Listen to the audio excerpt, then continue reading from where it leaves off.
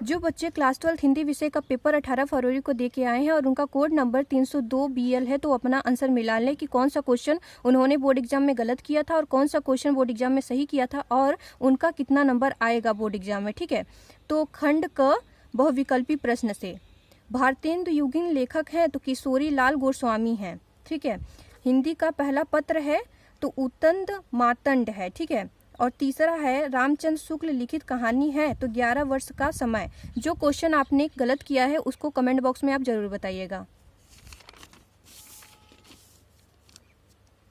चौथा है कि कालिदास की निरंकुशता रचना की विधा है तो आलोचना साहित्य है। ठीक है, और पांचवा है प्रेम सागर के लेखक हैं तो लल्लू लाल हैं। निज भाषा उन्नति अयो सब उन्नति को मूल यह कथन है तो भारतेंदु हरिश्चंद्र का। ठीक है, त्रिपथगा काव्यकृति के रचनाकार हैं तो मैथिली शरद गुप्त हैं। सुमित्रा नंदन पंत की रचना है तो ग्रम्या है। ठीक है, और सप्तक के कवियों को राहों का अन्वेषी कथन है तो सच्चिदानंद हीरानंद वासयान अज्ञे का है। ठीक है, और लास्ट है जयशंकर प्रसाद की कृति नहीं है तो झनकार नहीं है। ठीक है, और इसमें क्वेश्चन पूछा गया है कि दिए गए गद्यांश पर आधारित निम्नलिखित प्रश्नों का उत्तर दीजिए। ठीक है, तो ये आप जानते हैं कि राष्ट्र के स्वरूप पाठ से आया है और इसके जो लेखक हैं वासुदेव शरण अग्रवाल हैं। ठीक है, वासुदेव शरण अग्रवाल है और इसको उपयुक्त गद्यांश का संदर्भ आपको लिखना था। बहुत ही सरल क्वेश्चन आया था ये वाला, और रेखांकित अंशों की व्याख्या आपको करना था। ठीक है, और इसमें लेखक ने राष्ट्र की सुप्त अवस्था कब तक स्वीकार की है इसको बताया गया है। ठीक है, और आपको सेम इसी प्रकार हल करना था अपने बोर्ड पेपर को, इसी प्रकार से आपको लिखना था। और ये क्वेश्चन बहुत ही सरल आया था, आपको सेम इसी प्रकार संदर्भ लिखना था इस तरीके से, और जो इंपॉर्टेंट शब्द थे आपको इसे ब्लैक पेन से लिखना था और रेखांकित अंशों की व्याख्या डाल के आपको इस तरीके से व्याख्या करना था और हर एक क्वेश्चन को आपको इस ढंग से लिखना था। अगर आपने लिखा था बोर्ड एग्जाम में तो कमेंट बॉक्स में जरूर बताइएगा। ठीक है, और इसमें अथवा करके है कि ये पुष्पित अशोक को देखकर मेरा मन उदास हो जाता है। ठीक है, ये भी अशोक के फूल से लिया गया है और इसके जो लेखक हैं वो है आचार्य हजारी प्रसाद द्विवेदी। ठीक है, ये भी बहुत ही सरल था। उपयुक्त गद्यांश का संदर्भ लिखिए। ठीक है, ये था। और रेखांकित अंश की व्याख्या कीजिए, बहुत ही सरल था। इसमें रेखांकित अंशों की व्याख्या अगर आपको नहीं आ रहा है तो मैं इसमें बता दूं।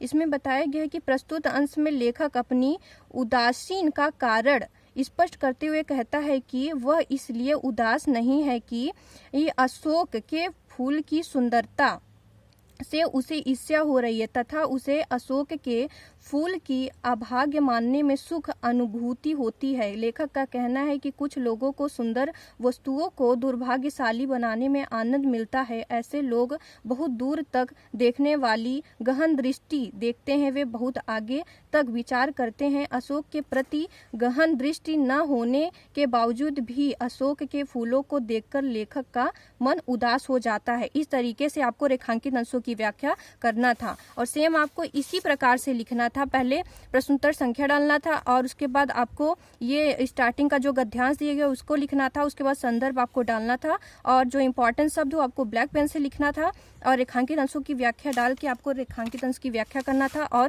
क्वेश्चन का आंसर इस तरीके से आपको देना था। ठीक है, ये बहुत ही सरल था। अगर आपने अच्छे से किया तो कमेंट बॉक्स में जरूर बताइएगा। और इसमें तीसरा है कि दिए गए पद्यांश पर आधारित निम्नलिखित प्रश्नों के उत्तर दीजिए। ये भी बहुत ही सरल था, हर एक क्वेश्चन सरल ही आया था।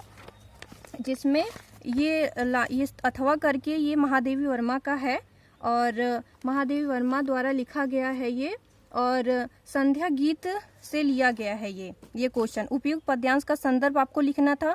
उसके बाद रेखांकित अंशों की व्याख्या देना था। नयनों में दीपक से जलते में कौन सा अलंकार उपयुक्त हुआ है स्पष्ट करना था। इस तरीके से आपको लिखना था। ठीक है, ये पद्यांश था। सेम जैसे गद्यांश लिखना था उसी प्रकार आपको पद्यांश करना था। ठीक है, और इसमें अगर आपको रेखांकित अंशों की व्याख्या नहीं आया था तो मैं इसको बता दूं कि किस तरीके से आपने लिखा था। कि इसमें महादेवी वर्मा जी कहती हैं कि अज्ञात प्रीतम से मिलन की एक निष्ठा छटपटाहट यदि हृदय में हो तो, और तब यदि हम लक्ष्य तक पहुँचने में हार भी जाएं तो वह हार भी हमारी जीत ही मानी जाएगी। पतंगा भी इसी निष्ठा के कारण दीपक पर अपने को सर्वस्व भस्म कर देता है। ये इसका रेखांकित अंशों की व्याख्या था, ये जान लीजिए।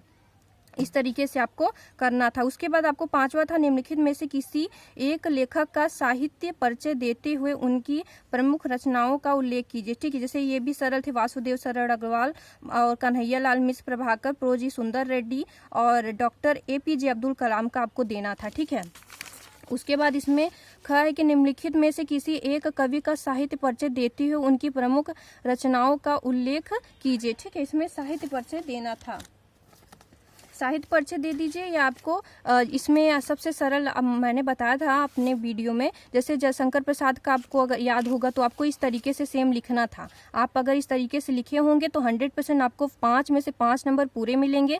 सबसे पहले प्रश्नोत्तर संख्या डालना था, उसके बाद जयशंकर प्रसाद को आपको डालना था, नाम डालना था, उसके बाद जीवन परिचय तो इसमें नहीं बोला है, तो आपको साहित्य परिचय आपको इस तरीके से लिखना था और उनकी रचनाएं इस तरीके से आपको देना था। सेम इसी प्रकार से आपको लिखना था। अगर इस तरीके से आप लिखे होंगे तो 100% आपका बोर्ड एग्जाम में और जीवन परिचय में 5 में से 5 नंबर पूरा मिलेगा। अगर आपने इस तरीके से लिखा था तो कमेंट बॉक्स में जरूर बताइएगा। ठीक है, उसके बाद आपको इसमें पंचलाइट कहानी का सारांश अपने शब्दों में लिखना था, ये था, और लाठी कहानी के उद्देश्य पर प्रकाश डालिए, ये था। ठीक है, और उसमें 7वां है कि मुक्त एवं यज्ञ, इसमें गांधी जी के चरित्र चित्रण बताया गया। गांधी जी का चरित्र चित्रण आपको लिखना था अच्छे तरीके से कि किस तरीके से हमको लिखना चाहिए। बहुत ही आसान आया था और आपको अच्छे से इस तरीके से लिखना था। गांधी जी का चरित्र चित्रण, हर एक क्वेश्चन बहुत ही सरल आया था, ये जान लीजिए। उसके बाद इसमें दिए गए संस्कृत गद्यांश का संदर्भ सहित हिंदी में अनुवाद कीजिए, ये था, और ये सब बहुत ही सरल आया था अगर आपने किया होगा तो अच्छे से। और इसमें भी दिए गए संस्कृत पद्यांशों में किसी एक का संदर्भ हिंदी में अनुवाद कीजिए। ठीक है, ये भी बहुत ही सरल आया था। और इसमें दिया गया कि निम्नलिखित लोकोक्तियों में मुहावरों में से किसी एक का अर्थ लिखकर बताइए। ठीक है, तो इसमें है लोहे के चने चबाना, मतलब बहुत ही कठिन परिश्रम करना, ये था।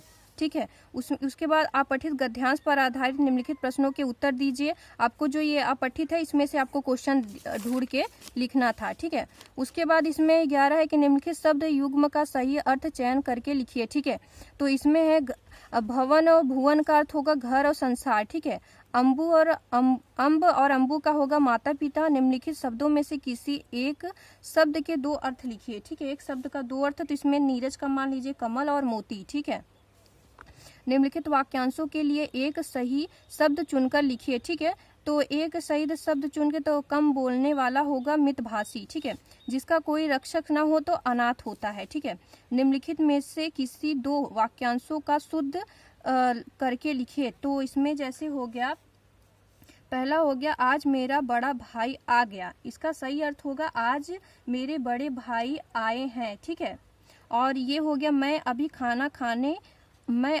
खाने को बैठा, तो इसका सही अर्थ होगा मैं अभी खाना खाने बैठा हूँ। इस तरीके से आपको क्वेश्चन का आंसर देना था हर एक क्वेश्चन का। ठीक है, और इसमें 12 नंबर वीर अथवा शांत रस का लक्षण सहित उदाहरण देना था आपको। इस तरीके श्लेष, उत्प्रेक्षा, दोहा, कुंडली, बहुत ही सरल था। अगर आपने लिखा होगा तो बहुत ही सरल था और आपको पूरा का पूरा नंबर मिलेगा। ठीक है, और इसके बाद इसमें बैंक के शाखा प्रबंधक एवं प्रधानाचार्य को वो लिखना था, पत्र लिखना, तो आपको सेम इसी प्रकार लिखना था।